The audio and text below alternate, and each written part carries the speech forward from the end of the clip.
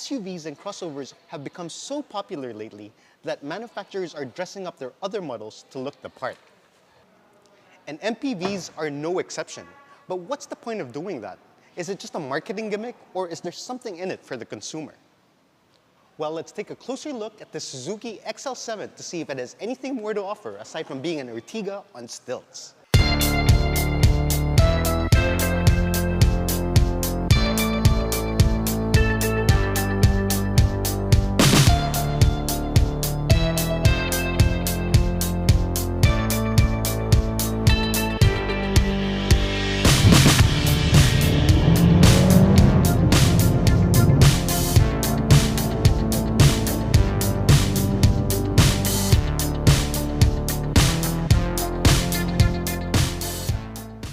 The exterior is where you'll find the most noticeable differences between this and the Ertiga.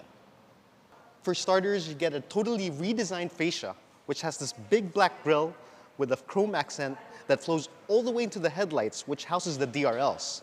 These headlights are also LED. The bumper also gets a faux skid plate to give it more of an SUV vibe. And that look wouldn't be complete without the black body cladding found all around the vehicle. You also get these roof rails and 16-inch wheels. But despite all the sporty touches, there's still no mistaking this for an SUV, thanks to its short hood, large windows, and relatively tall body.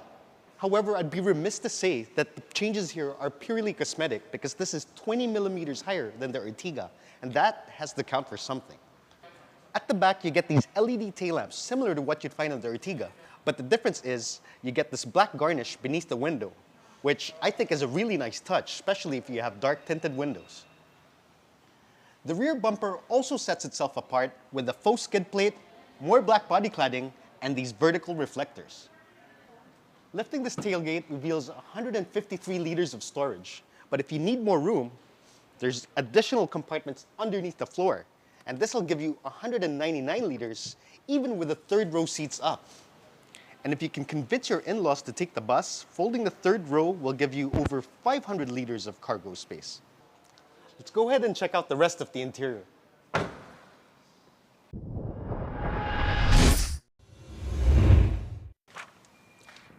Now, this may not have the fanciest interior, but it still offers good value for its price point. And the best part is, it's not dull or boring. It still exudes a bit of attitude. You even get a flat bottom steering wheel and some carbon fiber trim, although some may find that a little tacky.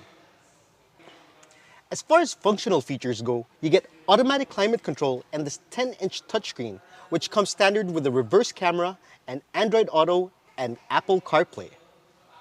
One weird quirk of this interior is how the infotainment screen and climate controls are positioned slightly to the right. You'll see that it doesn't align perfectly with the center console. In any case, everything is still well within reach and easy to operate.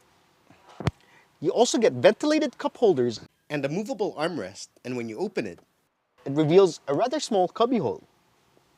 The instrument cluster of the XL7 is analog, but you do get a colored multi-information screen that has a power and torque meter aside from a gauge that shows you your throttle and brake inputs.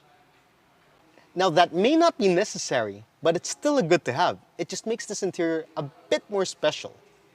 But an MPV's main function is to haul people in comfort, and the XL7 accomplishes that. The second row offers heaps of leg and headroom, and although the seats can accommodate 3 adults, it seems better suited for just 2. But at least you can fit 2 more adults in the third row without having their knees buried in the back of the second row seats or their head touch the ceiling. You also get rear air vents and AC controls, a center armrest for the second row, and charge sockets that are accessible to all passengers. Under the hood, you get a 1.5-liter engine that produces 103 horsepower and 138 Newton meters of torque. This is mated to a 4-speed automatic. Now, those numbers may not knock your socks off, but what's really impressive about this is that in heavy traffic, you can still get 9 kilometers per liter, and out on the highway, 20 kilometers per liter. Now that's really impressive.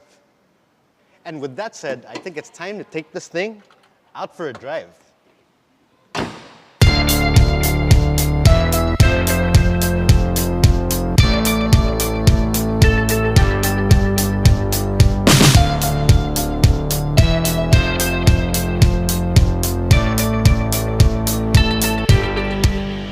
considering this car's power output, you really shouldn't expect to do any spirited driving with this.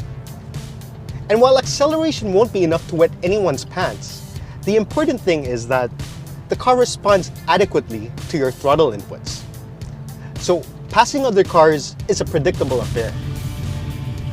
One thing you'll really appreciate about the XL7 is its forward visibility. It gives you a really nice commanding view of the road, which makes it extra easy to drive. And it also puts your mind at ease while driving. And another thing to like about this is really its overall NVH. It's pretty quiet in here.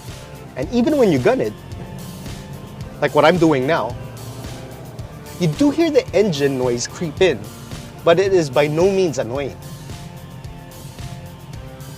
So yes, it is fairly easy to drive, but does it offer car-like driving dynamics? Well, not exactly, because you do feel the higher center of gravity when cornering. Plus, the steering ratio is a tad bit slow, so it takes a fair amount of steering input for the car to change directions abruptly. And while the suspension may be a bit on the stiff side, the ride is by no means jarring. You do feel the road imperfections, but overall it's still a very comfortable ride. And as a family hauler or daily driver, there really isn't much to complain about. The Suzuki XL7 can be yours for 1,073,000 pesos. And if you're thinking that this is an alternative to an SUV or crossover, it really isn't. So this is still very much an MPV in the way that it looks and in the way that it drives. So just think of this as a decked out Ertiga with the added bonus of higher ground clearance. So yes, it may be an Ertiga on stilts, but that actually isn't such a bad thing. And considering everything else you get with this, it's actually a pretty sweet deal.